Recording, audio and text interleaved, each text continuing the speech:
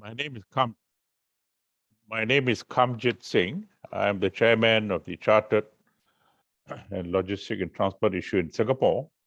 I'm very delighted to have this opportunity to be the moderator for this session. I should hasten to add that this is the fourth of CILT Singapore's transportation webinar series focusing on the issue of decarbonization. The first webinar we had was on land transport. The second webinar we had was on fixed assets and warehousing. The third webinar we had was fleet management and distribution. And today is our fourth webinar, particularly on the decarbonization of air transport. Our last webinar that we have planned will be in June, and that is for maritime transportation. As we all know, the COVID pandemic was a major setback to the global aviation industry, which almost paralyzed international tourism as well as the international trade, because the paralysis not only affected trade adversely, but the airline industry internationally had to be grounded, and as a result, even airports suffered. But today, with the resurgence of trade moving up, and the fact that pandemic in many countries has been reasonably well controlled with high rates of vaccination, aviation is witnessing a turnaround, and we hope the turnaround will be very fast. But equally important, as aviation recovers from the pandemic, the issue of supply chains integrity is equally important, supply chain resilience. And not forgetting the fundamental commitment that companies, corporations, and airlines have made with regard to the Paris Agreement, where commitments to be carbon neutral by 2050 have been made.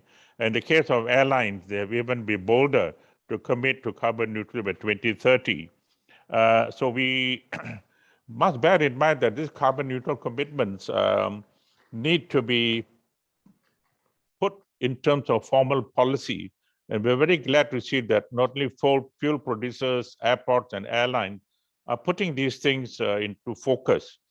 Bear in mind that global aviation represents only 2 to 3% of the global greenhouse gas emissions.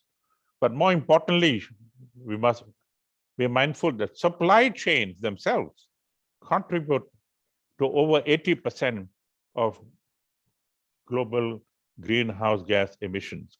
And therefore, this webinar is a critical reminder of the importance of aviation. Many of you will be wondering what is SAF fuels. It's Sustainable Aviation Fuels. In the short way of looking at it, is biofuels made for all kinds of feedstock, which will be blended with conventional fossil-based jet fuel, which many of the major international oil companies have been supplying the industry in the last few decades. Now, with that introduction, I have now the pleasure to introduce to you the very distinguished panel of speakers coming from various players in our ecosystem. Let me start by introducing Audrey Lee. She is the Group Senior Vice President of Regulatory Affairs and Economic Affairs with Changi Airport Group.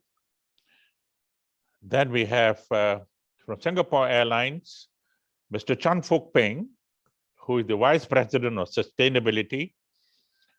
He has a background previously in engineering and ground handling, so quite experienced person understanding supply chain. We also have Doris Tan from Shell. She is the head of aviation for Asia Pacific and Middle East region. And then we have, of course, Sami Zhao Hiainan from Neste. It's a Finland refining company, very well known in Amsterdam, and now they're playing an important role in Singapore. So with that introduction of our speakers, may I now have the pleasure of inviting Audrey to start with her and share her slides, please.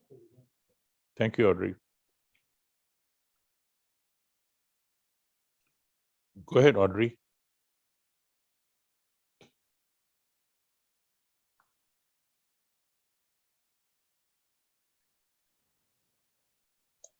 Okay, can you see my slides? Yes.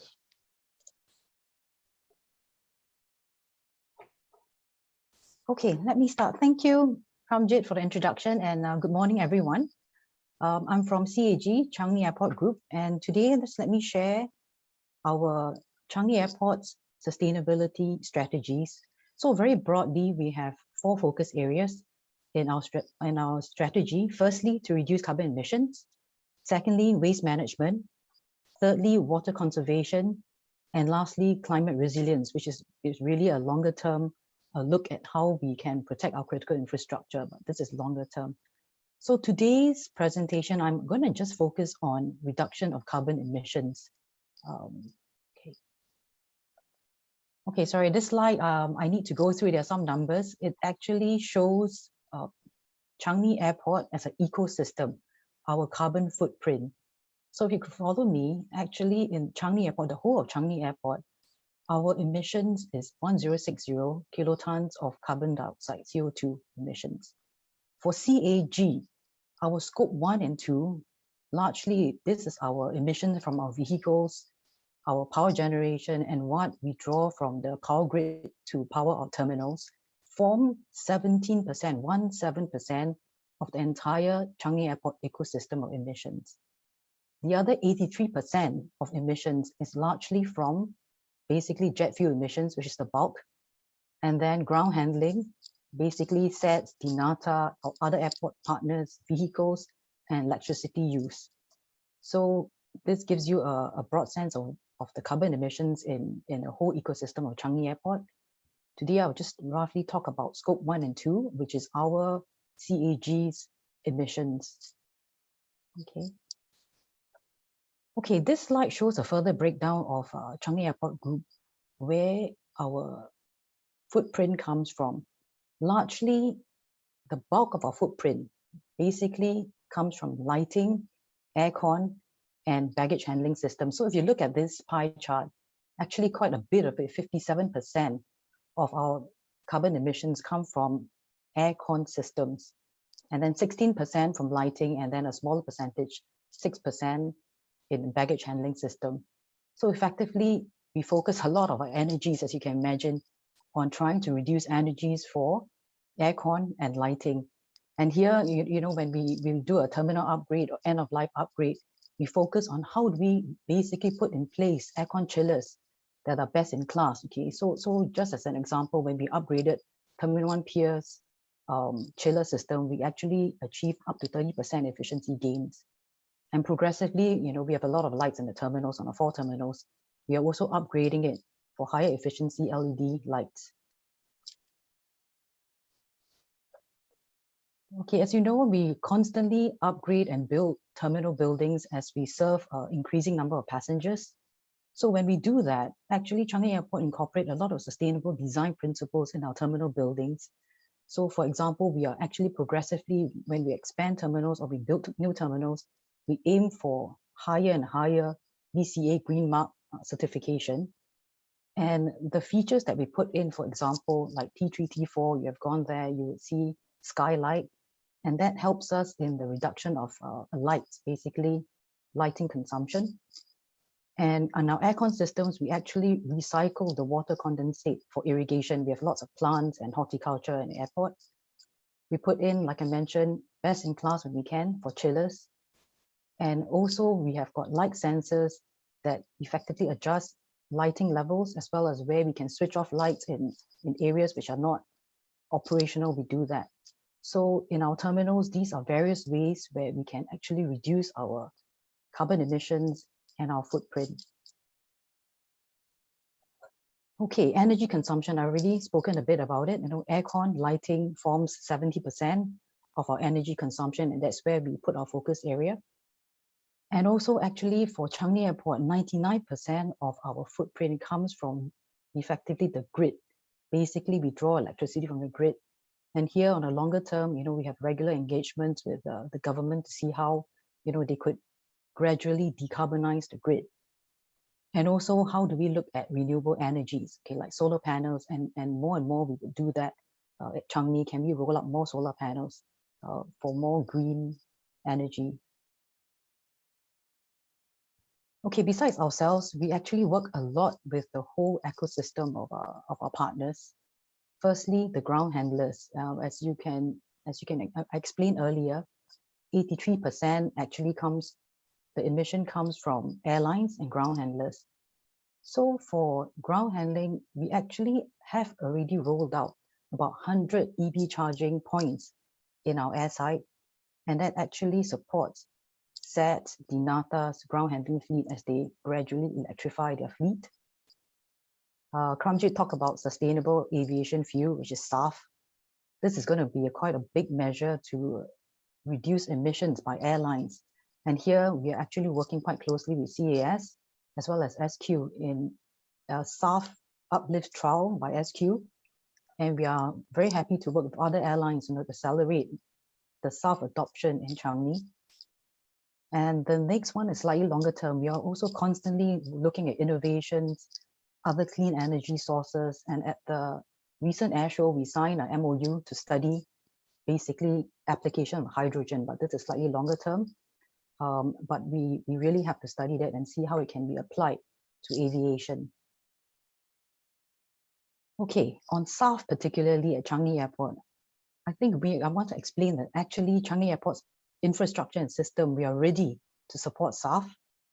Okay, so actually the SAF is going to be blended with Jet A1 fuel, and this is actually going to happen off airport site. So when that happens, it will be barged or brought to the airport fuel system and put into our fuel hydrant system and then uplifted to the airlines. So actually Changi Airport is very excited and ready, to support SQ as well as the other airlines, for basically the delivery and the uplift of SAF in Changi Airport. I think Fook Ping as well as Sammy and Doris will talk a bit more about the process, and also that ends my presentation. Thank you. Thank you very much, Audrey, for that very insightful presentation, particularly your last slide, helping our participants to understand the supply chain, because it does make things clearer that the blending of the SAF fuel together with your conventional fossil-based jet fuel is done off-site. In this case, could be in the Bukom area or possibly in future even at the Tuas refinery that Neste is planning. And I think this is something very important to understand the infrastructure that's either in place in many airports, and some airports may not have the same capability. So I'm glad that you highlighted the off-airport prospects of blending and then bringing into storage, in the case of Changi Airport, via barge to your airport fuel farm, then via your hydrant pits and for the final aircraft. And likewise for Seletar Airport, you will see later on how little done by road from some of the inland terminals that Shell has got. Okay, it's my pleasure now, ladies and gentlemen, to invite Vice President of Singapore Airlines, Mr. Fook Ping. Over to you, Fook Ping. Thank you, Kramjit. Can you hear me and see the screen? Thank you very much. Yes. Just give me a second to get ready. Good afternoon. Good morning, participants. So I'm very honored to be invited by Kramjit to present on sustainability, particularly on our decarbonization journey. So without further ado, let me get underway.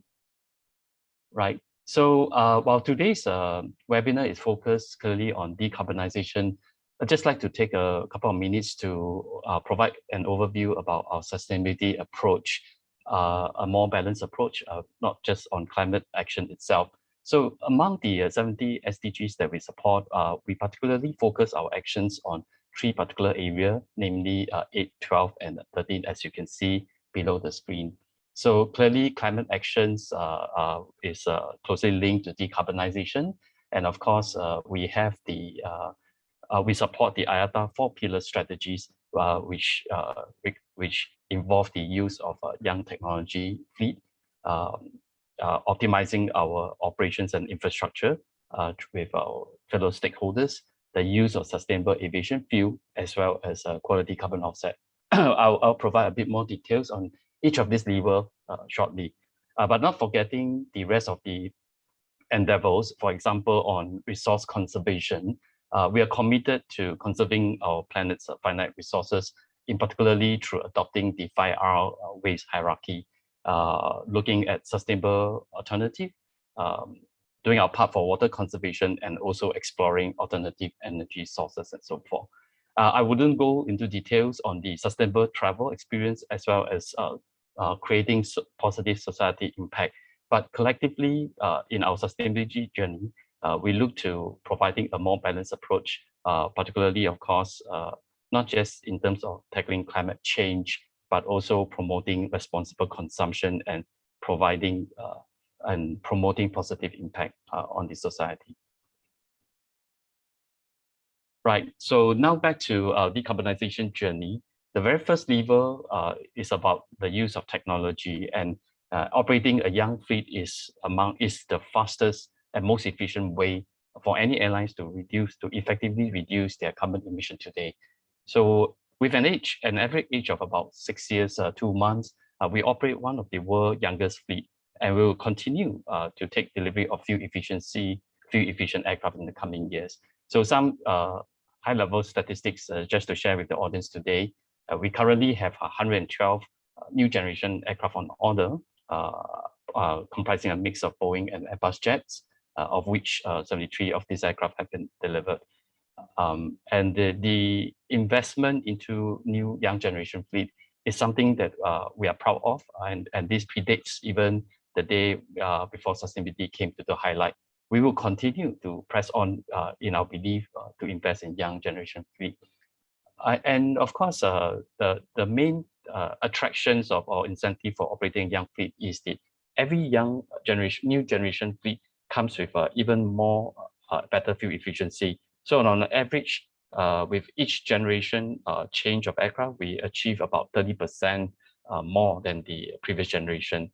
And just noteworthy to mention that the upcoming A350 freighter will be about 40% more efficient than the predecessor 747 freighter. On improving operations and infrastructure, this is really about working with stakeholders, not just among ourselves, but obviously optimizing our operations make economic sense as well, because as you optimize your operations, you reduce your fuel burn and you actually save money at the same time. So this is something that since the very beginning, we have been investing internal efforts and of course, subsequently expanding our efforts to work with ecosystem stakeholders. So through the stakeholders collaboration, for example, we also work with CAS very closely and also other air traffic management service providers to optimize our flight profile and trajectory to achieve a more smooth travel, as well as to reduce our fuel burn along the way. Increasingly, we are using data analytics to analyze our operations, and based on data-driven approach, we will also identify avenues for us to improve our operations, which will result to further weight saving and fuel saving as well. On the ground, of course, as part of our product and services offering, we constantly look for innovative solutions to reduce our weight and also offer our customers alternative sustainable material as well. And not to forget, apart from our flight operations, we have also been exploring the use of alternative energy source like solar panels on all our facilities in Singapore. Today, I believe that with the use of the solar panel, we could cover about 18% of our annual electricity consumption needs. So now next to Sustainable Aviation Fuel, which I think will be the key interest topic for today. So notably, as an aviation stakeholders, we see SAF as the key in-sector lever to achieve our long-term decarbonization goal. Compared to the conventional jet fuel, the SAF could actually reduce our emission by 80% due to the life cycle emission computation itself. And just a quick note that we actually started our SAF journey about a decade ago in 2011 when we joined the SAF user group as active members. And since then, we have also been embarking on several small-scale trials to understand and to learn the deployment and challenges that comes with SAF. In 2017, we embarked on the world's first green package flight over a series of 12 flights from San Francisco to Singapore. We deploy SAF directly from the fuel bowser to the aircraft in this particular case. And also the entire initiative is coupled with optimized operational procedures to achieve efficient flight operation throughout the whole sectors. Then in 2020, we have also collaborated with Surabaya Airport to uplift a blended SAF to our aircraft for the flights between Stockholm and Moscow. Very unfortunately, soon after we embarked on this initiative, COVID hit us, and very soon flights were all grounded. But notwithstanding that, we continue the SAF journey because I think it is important for us to understand, having acquired the knowledge and experience from the previous trial, how to actually effectively scale SAF adoption in the long run. So in the April of 2021, we actually concluded a joint study with the Singapore government and other aviation stakeholders in Singapore on studying the feasibility to implement and scale SAF supply chain in Singapore. So we are very happy to partner CAS and Temasek, and an announcement was made later part of last year, along at the site of the COP26, that we will be embarking on a SAF pilot initiative on the third quarter of this year. Right, and the use of quality carbon offset is also one of the key levers that the aviation community is embracing. And in particular, I'd like to also bring the attention of the audience to the CORSIA scheme, which SIA and also Singapore actively support. Essentially, this is an interim global market-based measure to allow aviation sectors, the airline, to cap our emissions at the 2020 level. But obviously, due to COVID, we actually use the 2019 emission level as the baseline. So essentially, from this CORSIA scheme, the aviation sector aimed to achieve carbon neutral growth from 2020, and emissions beyond this level will be mitigated through the use of quality offset. And the other important note about CORSIA is that this is an interim measure, and at the moment it is planned to be effective up to middle of the 2030s, in fact 2035. And this time scale is really important because current levers such as the use of alternative technologies, be it hydrogen, electrification, and even broader use of a SAF, is not at the level that is feasible to support the aviation decarbonization ambition. So the use of the CORSIA, the use of the carbon offset to fulfill the CORSIA obligation is an interim scheme which will allow the airline and also the industry to scale all the other measures to be ready by middle of 2030s. But we do see that in the long run, limited use of the quality carbon offset will still be required to address residual emission. And on the carbon offset itself, I also like to also note that middle of last year in June, we announced and also launched the SIA Group Voluntary Carbon Offset Program. And this is really a platform in which we allow our customers, we empower our customers to offset their flight emissions through supporting projects that not only generate credible carbon offset, but also provide positive societal benefits as well. So some of the UN SDGs that these projects support are listed there. So this is the last slide I have, but I just like to end off the presentation by stating that stakeholders' collaboration will be key. And despite the COVID-19 pandemic disruptions to the aviation industry, we continue to demonstrate our decarbonization commitment through ecosystem partnership and collaboration. And going forward, we will continue to explore some of these new opportunities as well. So some key dates that I've listed here goes to show the efforts that continue despite the COVID-19 since last year. And in April last year, I mentioned that we concluded the joint study with Singapore government and stakeholders on scaling SAF So shortly after the conclusion of the studies, we were very energized and we were very happy to also have the management and board support to declare our ambition to achieve a 2050 net zero. And soon after that, we also launched the voluntary carbon offset program in June itself. But and of course, alongside other tracks of sustainability are still progressing. And in August, we also launched the upcycling project under the waste management track. And this year, just beginning this year, in particular, a month ago during the air show, we have also made several announcements about our continual commitment to invest in new generation aircraft and also provide further details about our upcoming SAF pilots in collaboration with CES, Temasek, ExxonMobil, and Nestle as well. So going forward, of course, we will continue to support the ecosystem dialogue, particularly through the newly formed International Advisory Panel on Sustainable Air Hub, which is led by CAS, and also declared our support to scale SAF adoption at the international level, notably through collaboration. So this is where I will end my presentation. Over to you, back over to you, Kramjit.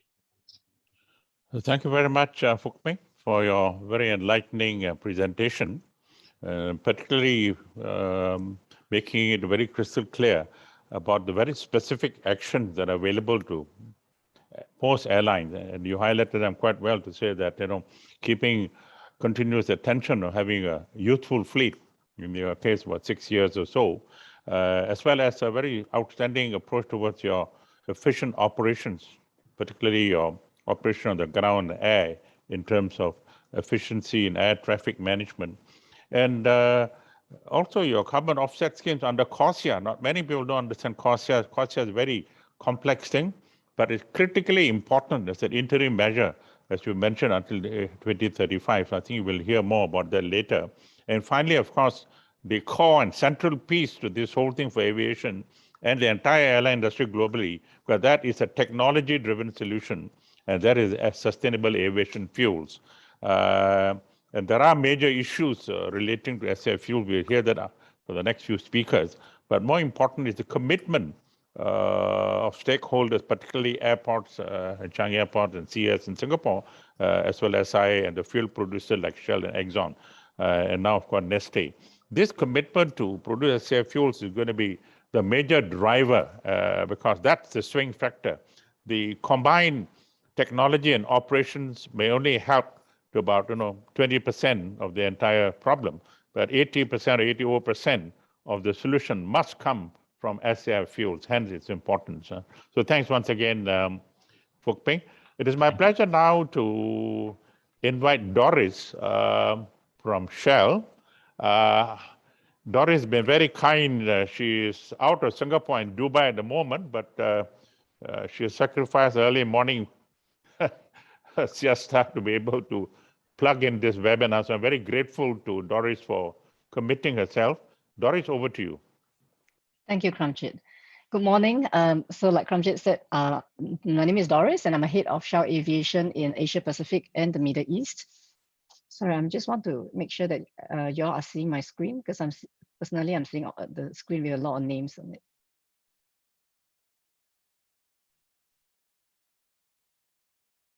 Can you all see my screen? All right, thank you.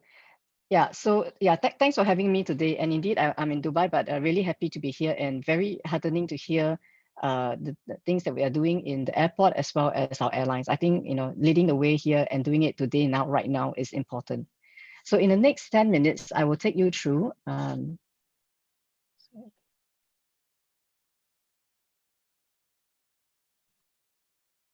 sorry, I can't move my slide.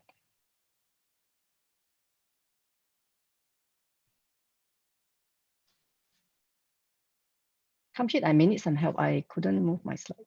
Okay, hold on. Doris, I think you use the down arrow or page down. Yeah, that's what I've been doing. I've been typing page down, but it doesn't work. Is there something I'm not doing correctly? Doris, do you want us to synchronize the slide for you from CILT here? Yeah, please. I do not know what's the issue, but No I worries, just no couldn't. worries. You stop sharing this slides and we will do the screen sharing for you. No worries. Thank you so much. Thanks.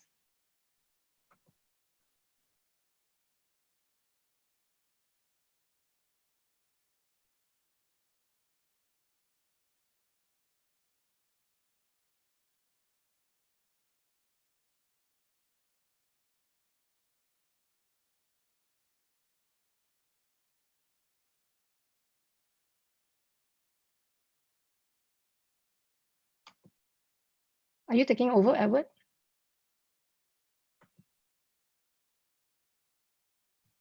Yes, Edward is trying. All right. Sorry for the technology Don't worry, don't difficulty. worry.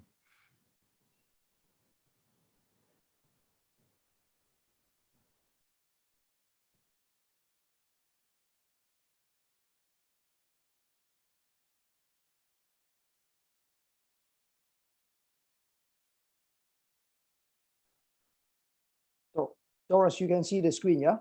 Yes, I can see the screen. Okay, thanks. Please proceed. Yeah. You let us know. Yeah, we go Yeah, to the next this slide. is good. This is good. This is an important slide for me to show. So from my legal team, I mean, today we're going to talk about things about the future, and it's important for me to show you this cautionary note. So please do not make any financial transactions based on the presentation that I'm making today. Let's move on. So in the next 10 minutes, I just want to, we can move on to the next slide. In the next 10 minutes, I will just go through briefly about the overview of Shell Aviation and the levers that we will be using to decarbonize the industry, the actions that Shell is taking, and how do we collaborate with the ecosystem. Let's move on. And what we can move on. Yeah. So, sorry, back to the previous slide. I know most of you will be familiar with Shell, with our operation, but I just want to give you a high-level overview of our operations globally. Edward, if you bring to the next slide, we have a very extensive global network that supply fuels, lubricants, sustainable solutions around the world. We've been doing this for a long time, more than 100 years. So our size and our scale, and that we work across the entire aviation value chain, that set us up in a very good position to help our customers decarbonize and to try to find solutions while we are navigating in the energy transition. So if you, in the next slide, you will also see that we have already set a target to become a net zero energy emission energy business by 2050. So for us internally, it really means that for us to reach this target, we have to transform our business. And that means that we have to reduce carbon from our own operations, as well as the products that we sell. Today, our current business plan will not get us to where we want to be. So we really need to, this business plan will change over time as our customers and the society's preferences and demands also change. If you move to the next slide, if you look at this chart here, it tells you very clearly that if we want to reach our industry target of in 2050, there's this energy mix that is required, of solutions that's required. So this is a chart that we took from the Air Transport Action Group. So this scenario of aggressive sustainable fuel deployment scenario shows that about 15% of the emission will be decarbonized via technology improvements, and then another 5%, if I'm not wrong, another 10% from infrastructure efficiencies. But look at the bulk of it. The bulk of it really is coming from sustainable aviation fuel. So that is the most crucial that will help to decarbonize, to reduce the emissions. And Fok Peng spoke about it earlier as well. Offsets also play a very important part because the scale up in terms of supply of SAF will not be so fast. I mean, you need some time to build the plant. And today, if you look at the production in 2019, we only have about 200,000 tons of SAF that was produced, and that is like 0.1% of total fuel consumption. So we do need offset, and offset is indeed a very important short-term transition mechanism for us to decarbonize and to reach our 2050 goal. If we move on to the next slide, so so after telling you that it is important that we have to use multiple levers because we don't have a silver bullet in decarbonizing, we need to use multiple levers. We need to use SAF, so that we need to increase the demand and supply of SAF. We need to use offsets, and then we are also looking into hydrogen, and Audrey spoke about that earlier as well. We think that hydrogen hydrogen and electric aircraft will come into play here, more in the 2035 onward, and hydrogen even later, maybe 2040 onwards. But nonetheless, these are the pathways that we need to already invest in and look into, so that it will come in the later part of the century. But long and short, the reason we keep talking about SAF is because it is really the most viable in-sector option that we have right now. Can we move to the next slide? I also want to talk about, since we say that SAF is so important, and I just want to just help the audience understand why is it such a key, why is such a key lever in decarbonizing. So I think Audrey showed you a very nice pictorial depiction of how it flows, and importantly, it is a drop-in fuel. So because of it being a drop-in fuel, you can imagine that the current fleet of aircraft doesn't have to change. There's no modifications that's required. As well as the fuels infrastructure, you don't have to change anything at the fuels infrastructure. So that gives it a very huge financial advantage over other solutions. It is also approved to be used, to be blended, when currently blended at no more than 50%. But in the sector, there are quite a few OEMs who are already testing the use of 100% SAF. So that's another advantage. The other benefit that it has is that there's not just one way of making it. There are many different ways of making, different technologies that we can deploy, and there are many different types of feedstock that it can use as well. And Fopeng mentioned this earlier about SAF. It has the potential to deliver very significant life cycle emission reduction, carbon emission up to 80%, but it is in its neat form. So in short, it is, like what I mentioned earlier, the most significant and viable in-sector option that we have. So if it's so good, why are we not everybody using flying with SAF today? And if that brings me to my next slide. There is a lot of challenges in scaling up SAF. So I will just summarize with this four, right? So the first one is the cost is high. It is 2 to 8 times higher than conventional jet fuel. And currently, the regulatory ambiguity and lack of financial incentives is not helping. We do need to have very clear signals from the government and a very consistent regulatory framework for us to have a level playing field, and that's important. And in terms of demand signals, we see inconsistent demand signal because of the high cost that we saw earlier. So it's very much talk about the chicken and egg dilemma that we have on demand and supply for SAF. So long as the demand is inconsistent, the producers doesn't get a very clear signal and to put in that investments to build the plants. I mean, the plants require a high level of capital expenditure. A lot of investment is needed. So we need to make sure that there is clear signals, and at the same time, give the government coming in, or the people, the companies taking that leadership to go build the plants and increase the supply. So as supply increase, economies of scale, learning curve effects, the cost will come down, and then more will use SAF. So that is the other issue.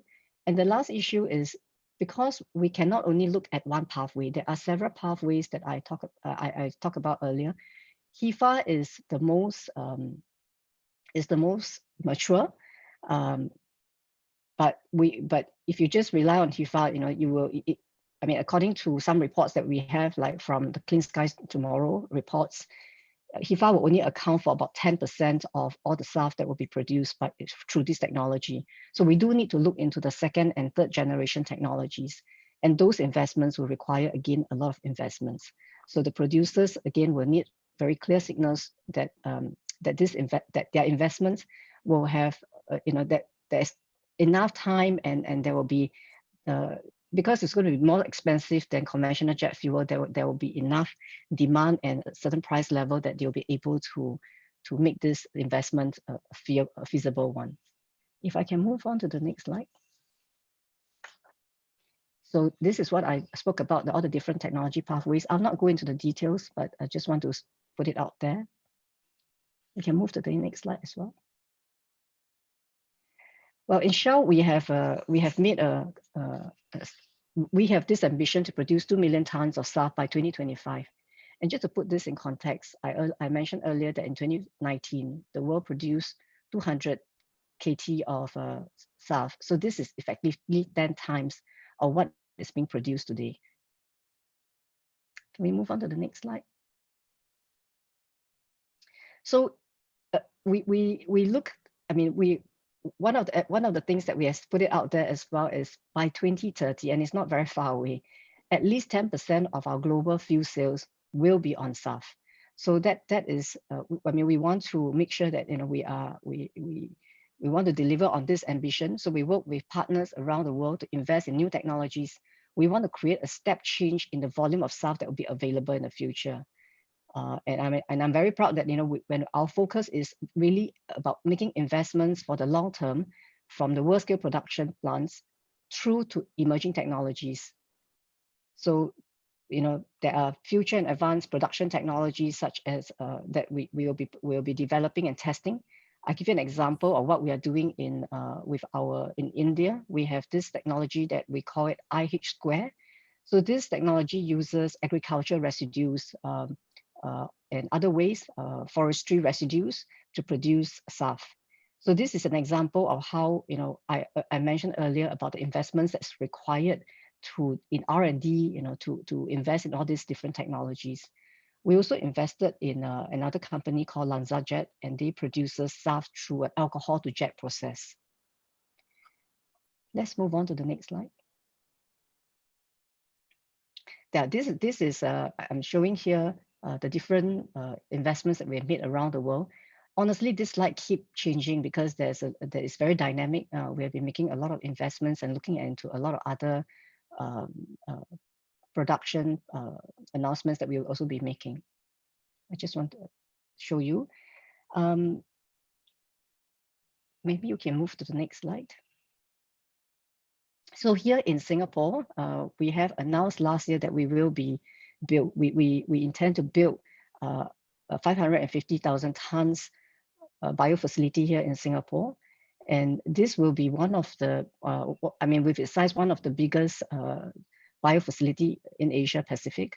I think the benefit of this plant, we call it the Shell Energy and Chemical Singapore, is that it harnesses, there's synergies that we can harness in the refinery that we have. So I'll give you an example. We will be using, through the synergies of all the projects that we are doing, so we'll be using renewable energies to power this plant. And that gives it additional 10 to 20% lower carbon than SAF that is produced otherwise. Can we move on to the next slide? So we mentioned earlier that SAF needs to be blended before it gets back to Audrey's. I like that picture very much about the blending facility that she pointed out. Indeed, so we announced in the air show that we have successfully upgraded our facility here in Singapore. So we have already we already have the blending facility, because you can't bring neat SAF to the airport, and neat SAF is still not compliant to be used with jet and jet A1. So the blending facility is that super important part of the supply chain today. So we have completed that upgrading, and we have also supplied to customers in Singapore, two customers in Singapore. Can we move on to the next slide? Sorry. Yeah, so just to end this, I think this is probably my last slide, and I just want to end it off by saying that we are committed to doing this. We're very focused with this, but I think the key that everybody also talk about is that we can't do this alone. We need to do this in collaboration with the airports, the airlines, other fuel suppliers like Neste, and and as well as the authorities. I mean, we need all hands on deck, including the airlines customers, to make sure that we are on the right track to decarbonize this sector. And with that, I will end the presentation and hand it over to Kramjit. Thanks, Edward. Thank you very much, Doris, for a very interesting and very enlightening insights into the perspective of Shell and your positioning, not only in Singapore, but also regionally, and your historical commitment to the production of SAF fuel within the Shell ecosystem, but also how you're looking at other pathways, technologies, investing in them for their future commitment that is at 10% by 2030. So that's a remarkable commitment to the industry. It's my pleasure now, ladies and gentlemen, to invite VP of Neste Asia Pacific, Mr. Sami Jauhihainen. Sami has just come to Singapore early this year, and Neste has been one of the very interesting and dynamic new players in the industry. They are not a traditional oil refiner per se, like the Shells and Mobil and Exxons, but very interestingly, they have a very interesting mode of production, and they are into biofuels, not just SAF fuel, but also biofuels like biodiesel and things like that. You will hear more of that from Sami. Sami, may you kindly come on board and share your ideas. Thank you. Very good. Thank you very much, Kramjit and the CILT for the opportunity to join this webinar and share our views on the sustainable aviation fuel market and its outlook. I'll start with a brief introduction to Neste before moving to SAF, and hopefully you can see my slides. So for Neste as a company, the first thing to mention, we are a purpose-driven company. Our purpose is to create a healthier planet for our children. And the way we are realizing this purpose is by developing renewable and circular solutions to reduce climate emissions. And if summarizing how Neste looks as a company through a few key highlights, here are some picks to raise. First of all, we are the world's largest producer of renewable diesel and sustainable aviation fuels.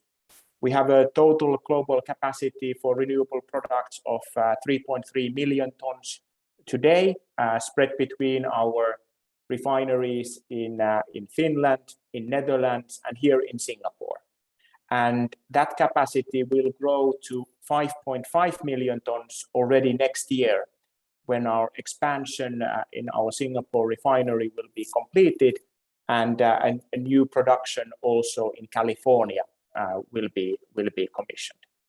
And of that 5.5 million tons, 2.6 million tons will be in Singapore. So Singapore is today and going forward our largest global production site for renewable products, and we have been here producing renewable products for over 10 years already. Our customers were able to reduce their lifecycle greenhouse gas emissions by 10.9 million tons of CO2 equivalent last year. That equals roughly the emission benefit of removing 4.2 million cars from the roads per year. And even though we, as well as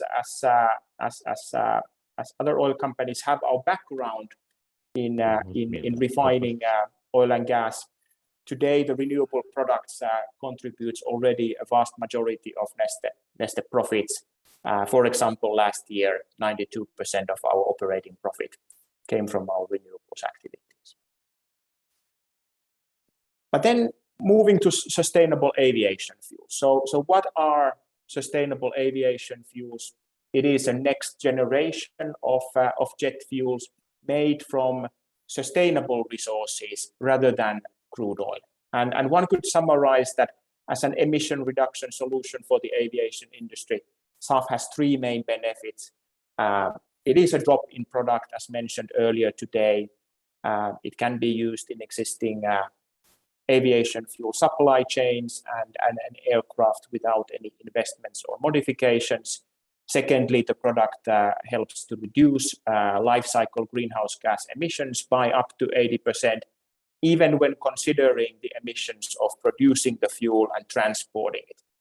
And thirdly, because of the chemical composition of the fuel, it also produces no sulfur oxides and less soot particle emissions than burning of conventional jet fuel, which leads to additional environmental benefits, for example, close to the airport locations where it is used. And the soot particles are also very important from climate point of view, because in the skies they cause contrail cirrus and cloudiness, and it is estimated that contrail cirrus is even a bigger driver of aviation's total climate impact than carbon dioxide. And flight test results show that burning SAF can reduce these soot particles by over 50% compared to use of fossil jet fuels. And here an illustration, how does it look in practice when you are burning renewable fuel versus conventional fossil fuel, and the difference is visible. So deep diving a bit on the raw materials. So we at Neste, we produce our sustainable aviation fuels fully from different waste and residue type of raw materials. Today, with our current technology, those raw materials are oils and fats, such as used cooking oils and animal waste fats.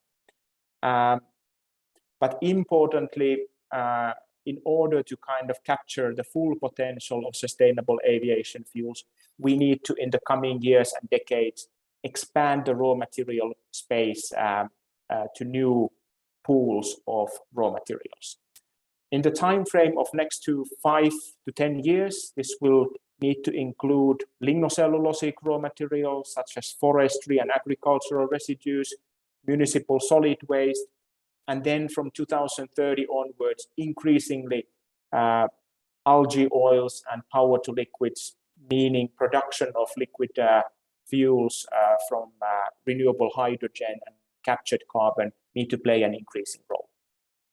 And important to note is that while we have limitations in the raw material space, if we were looking at only the oils and fats we are using today, that is certainly true. But then when looking at the potential of all these technologies and raw material pools, this is estimated to be well sufficient for decarbonizing aviation. Neste has been producing sustainable aviation fuels in commercial scale since 2019. Our annual production capacity at the moment amounts to 100,000 tons per year, but that is growing 15-fold already next year when we will be starting sustainable aviation fuel production at the end of Q1 in Singapore with 1 million tons of capacity, and later in the year also in Rotterdam with additional 500,000 tons of sustainable aviation fuel production capacity. And beyond this, we are looking to continue growing this capacity, both utilizing our existing technology as well as some of those new raw materials that I highlighted on the previous page. Since 2019, we have been supplying sustainable aviation fuel to many of the leading airlines in Europe, North America, also in the Asia Pacific. In Asia Pacific, we made our first sales in October 2020 to ANA in Japan. Since then, it has been announced that we will be supplying in collaboration with ExxonMobil, also the Singapore SAF pilot this year. And also late last year, we made our first supplies to Malaysian Airlines from Schiphol. Regarding our supply chains, what is important to highlight that we have as Neste few airport locations globally where we have the capability to bring the sustainable aviation fuel, the blended sustainable aviation fuel, all the way into wing to airline customers. These locations include, for example, San Francisco, Amsterdam, Schiphol, Frankfurt, Munich airports. Helsinki, Vantaa in Finland, of course, as well. But then beyond these locations, we are working with various oil companies, fuel suppliers, to grow the availability and market reach of our product further.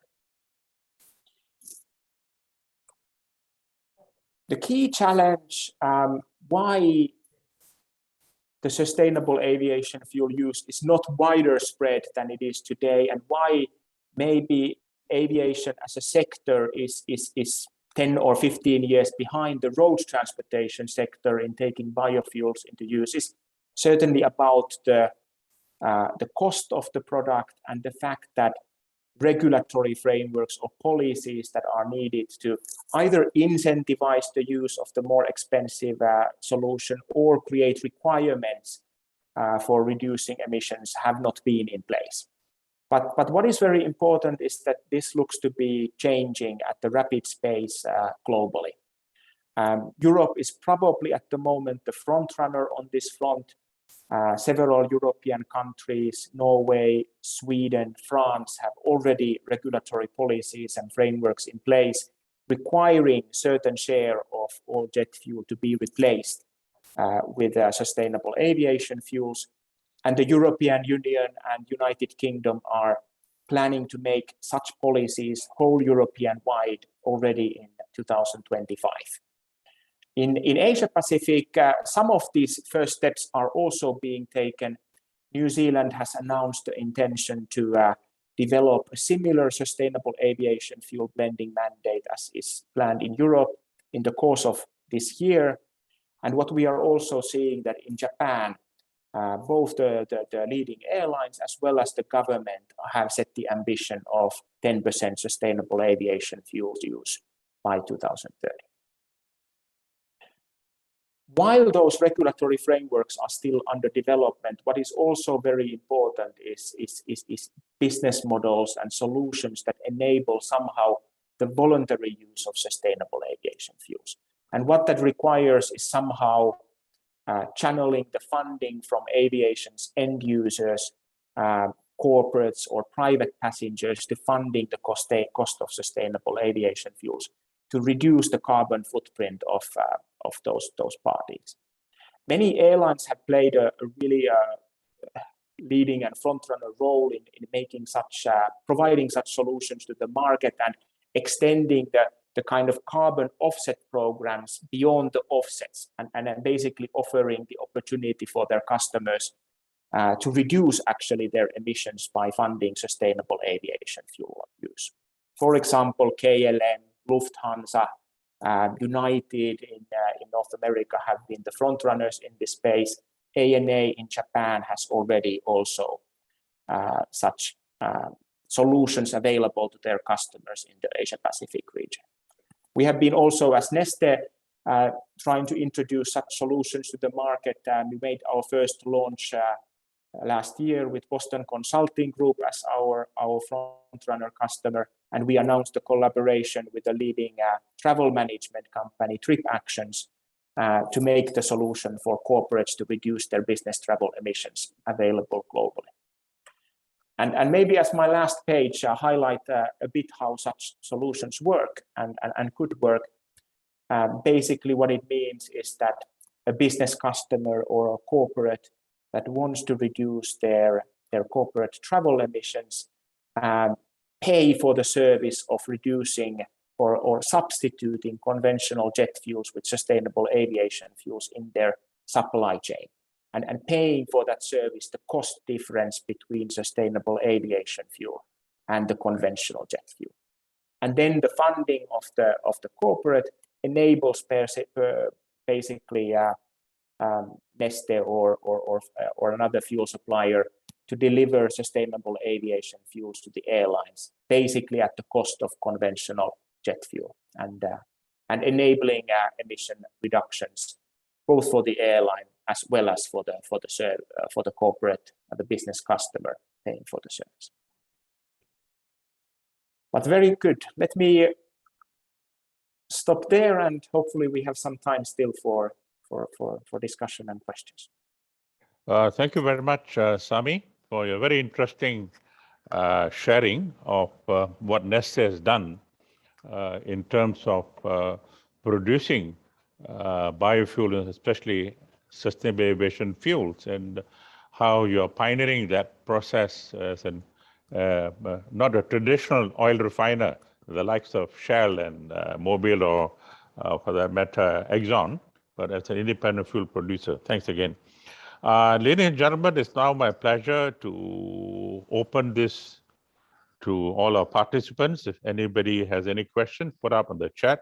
I can already see one question that comes from CILT Hong Kong. The question seems to relate to what is the impact of embargo, on Russia. What impact will it have sustainability? I'm not sure whether the embargo on energy and oil has already been imposed, because when the Western world and the US impose sanctions, I'm making a distinction between sanctions and embargo. The sanctions did not include oil and gas. So I'm not sure if the question in Hong Kong is aware of that. But in any event, if indeed the embargo on oil and gas has been imposed, there are certain obvious implications short term, namely because Russia supplies about 40% of the whole of Europe in terms of oil and gas, and particularly in Germany. But I do know for a fact that Germany, during the onset of that war, Germany did not certify the introduction of the Nord Stream 2 gas into Germany. So that's an example of what short-term reactions they have. But if indeed the embargo is imposed on crude and gas from Russia, then there will be obviously fuel supply disruptions, not only of oil but gas. It could also adversely affect aviation fuel. The second thing is, already because of the war, there are a lot of flight disruptions and rerouting of flights by many airlines, cancellation of flights. The implication would be any rerouting will add 2 to 3 hours extra flight time. That means more fuel burn, and therefore, you will find that increased jet fuel demand, but it will not impinge on SAF fuel directly at the moment. And of course, the other impact will be on higher crude oil prices. Already Brent oil crude has reportedly hit $100, $140 a barrel. So it's a matter of time, and jet fuel also will spike accordingly. Now, in terms of SAF fuel, sustainable aviation fuel, one must bear in mind that the regulatory leadership for SAF fuel is basically provided by Europe. I would say Europe is ahead of America. America's system is an opt-in system, but in the case of Europe, regulatory, and these are binding national commitments by certain national governments, like Sami mentioned, Norway and Sweden. And the commitments are progressive increase in offtakes of SAF fuel, so maybe 1% a year to the year 2030. So immediately there will not be any impact on SAF. Secondly, given the fact that SAF prices are already 2 to 8 times higher, as was mentioned by Doris, the high price of SAF by itself as of now will not naturally motivate any airline which will experience a spike in jet fuel prices now to increase its immediate offtakes. All right, so I think that will be my view on that question. I also have a second question here, which relates to noise, reducing noise. What is the industry doing about reducing noise? I think the industry is very much mindful. Many airports over the years worldwide have had imposed night curfews. For example, in Germany and Japan, no night flights are allowed in certain airports, even the UK. So yes, the question on noise abatement and minimizing noise pollution, so to speak, in many airports has been in practice for quite some time. And of course, our manufacturers, airframe manufacturers, particularly Boeing and Airbus, as well as engine propulsion system manufacturers, the likes of Pratt & Whitney, GE, Safran, and the others, they themselves have been mindful in producing much quieter engine. So yes, the commitment in the industry is there. I don't think they've taken the eyes off that traditional source of pollution, noise. Let me see if there are any other questions. I have one more question. Is there any business case of SAF utilization for helicopter in the Asian region? Well, I honestly don't know, but I do know Sikorsky in the US. Sikorsky helicopters are already using SAF fuel partially. Mind you, it's a hybrid model. It's not 100% SAF fuel, but at least 20-30% of blended fuel Sikorsky as a helicopter operator is using in the States. So I think it's a matter of time that helicopters operation in Singapore will see some of this blended fuel.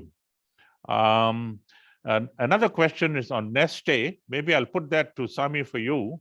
The question says, what plans does Neste have in the use of biodiesel fuels for vehicles in Singapore? Over to you, Sami. Yes, I think what I can say is that definitely when it comes to both renewable diesel as well as sustainable aviation fuel that we are producing in Singapore, we have a great interest to supply and help Singapore and customers here reducing their emissions with our products as much as possible. So we would like to be supplying the market hopefully in the future.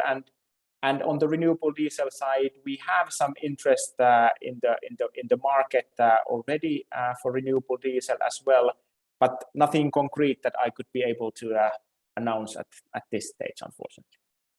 Okay, Sami, thank you. I have one more question, and maybe I will add my own question to this question that's coming. The question is, apart from the cost challenge, as I said, and Doris alluded to 2 to 8 times more costly than existing conventional jet fuel, and the supply challenges, what other hurdles are there that prevent from SAF fuels to be a mainstream fuel? Does anybody in the panel want to take the question? Hi, Kamjit. Yeah. Yeah, maybe I could just comment or pass some comments about some of the questions that were raised earlier. So one of the question was about the effect of the Russian conflict on sustainability effort going forward. So just as a point to make, I guess the science is telling us that we can no longer defer our sustainability efforts going forward, and whether is it clear sky or stormy weathers, I think sustainability effort is here to stay. That's definitely the case for SIA going forward. And also to take on the second question about noise initiative. So we know that the noise aircraft engine is really the major source of noise pollution, particularly during the landing and takeoff phase. So at SIA, based on our use of a new young generation aircraft, we are fully compliant to the ICAO Chapter 4 noise standards. So that's a good thing. And in addition to that, apart from observing the curfews and so forth, we continue to work closely with the air traffic management, to streamline the landing and takeoff phase of the operation. And these are efforts that goes towards mitigating noise pollution. And lastly, on the last question regarding hurdles to make SAF mainstream, I think this is possibly one of the biggest challenge that's on all the panelists' mind today. So, but I think ultimately having already matured the technology as a drop-in fuel, the key issue is really the cost, and the cost translates to then supply chain issues, supply and demand, and so forth. So, so to tackle the cost, and as I mentioned earlier on, and also the likes of the panelists as well, we really need to work together as an ecosystem to look at the entire end-to-end value chain, starting from the feedstock down to the production, government policies, incentive, as well as also onboarding the corporates and the public to partake in some of the cost sharing as well. So that's, I think, the collective efforts of all stakeholders will be needed to cross this hurdle, so to speak. Thank you, Phuc Peng. Audrey, I've got a question from the participants for you. Will there be more done to reduce emissions from airlines taxiing? Example, bots technology for moving aircraft from the terminal to the runway. Yeah, I think the taxing, it's not, I mean, regardless of whether you use SAF or Jet A1 is really conservation of fuel for airlines. So, you know, I suppose we have to increasingly look at how, you know, we can be more efficient in getting the airlines, I guess, taxiing, you know, to take off as well as to the parking bays, as well as working with CAS. I think SQ will know this, working with CAS on the air navigation service as well. How do you conserve, you know, fuel burn? You know, don't let the plane circle so much. How can we be more efficient as a, you know, in terms of landing and then taxiing to the parking stand? So it's something we constantly will have to work on, regardless of whether it's jet fuel or SAF. Maybe just to address a bit of your earlier question on are there hurdles to SAF, you know, currently? I think I just want to emphasize that actually on the airport side of the house, the answer is no. I think some of the panelists have also explained that actually it's a drop-in fuel. We are ready to do that. The question is really one of cost, right? And also, is there, in a way, a policy push? I think Kamji, you mentioned a bit about, and Sammy as well, about SAF mandates. The European countries are a bit ahead. They have a bit of a SAF mandate, meaning that government requirement for a certain portion of the fuel must be SAF. It starts very small, 0.5%, 1%. I think if done right, you know, that creates, in a way, it encourages production. There's a guaranteed base load, and also it accelerates the adoption of SAF in any airport. I think for Singapore, we are lucky. I mean, SQ is progressive, you know, without a SAF mandate, already done trials overseas as well as in Singapore. So I think we are really looking forward to a greater adoption of SAF as well as decarbonization of the whole supply chain to make sure that Singapore remains, I guess, a sustainable green hub as we grow, and aviation in Asia will grow. Thank you, Audrey. Audrey, if I can just add on to this. So a lot of points have been spoken about in terms of hurdle. One different one that I'm thinking about is that, you know, SAF is pretty new. You know, as we engage with airports and we engage with customers, there's a lot of knowledge sharing and education that we need to do with our stakeholders. But also importantly, how do we bring the general public on board? How do we evangelize this and talk more about this and help people understand the importance of doing this? So I think that is another area where, you know, we need to bring everybody along with us. Otherwise, you know, people will have a misconception about its safety, or, you know, it is. So these are things that that will still be ahead of us, even if after we settle all the supply and all the technologies and getting all the supplies there. It is about bringing along everybody in the society about the need to do this and the safety concerns and so on and so forth. Well, thank you very much, Doris, for those comments. And I take it the three of you have given the sort of final any comments. Now, Sami, you want to add anything else before I conclude? I think very excellent points were mentioned. So I fully agree with this. The cost is a key challenge, and there is much that can be done both on the policy side and then spreading awareness and creating models that allow and enable the scale up of also the voluntary demand for SAF. And maybe what I would highlight is as the last message the important role of Singapore and what it can play, showing leadership for the whole region in the Asia Pacific side in driving SAF adoption and showing the example. Thank you, Sami. I think, ladies and gentlemen, it's now my role to help summarize very quickly and end this webinar. But just to make an observation, while we have carbon offsetting schemes and CORSIA in the interim initiative by IATA and IQ, encouraging interim measure for carbon offsets, the implication meaning that, you know, if somebody has got a lot of carbon, then you can go off country or cross border and buy some of this offset through, forestation project and so on. But there's another way to look at it, and that is to understand supply chain, because all the supply chain today, contribute 80% of greenhouse emission. But why not look at the specific supply chain in an airline? For example, cargo. If you look at the cargo supply chain, you have cargo capacity shortages, cargo rates are very high. And the cargo supply chain is not limited to the airlines, because there are shippers, there are logistic players, transport players, in the entire value chain. So wouldn't it make sense, for example, for an airline, can be any airline, to invest specifically in the fuel production value chain? I'll pose this as a question for strategic kind of thought. So zero in on the fuel production value chain, like what Neste is doing in other producers, isn't it better for an airline to invest in that in some form, in terms of carbon inset, for want of a better word?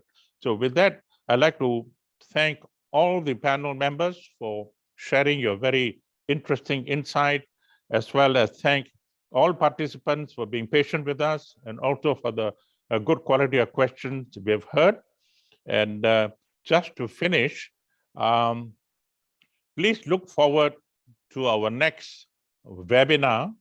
That will be on maritime decarbonization, and that is slated for the time in June this year.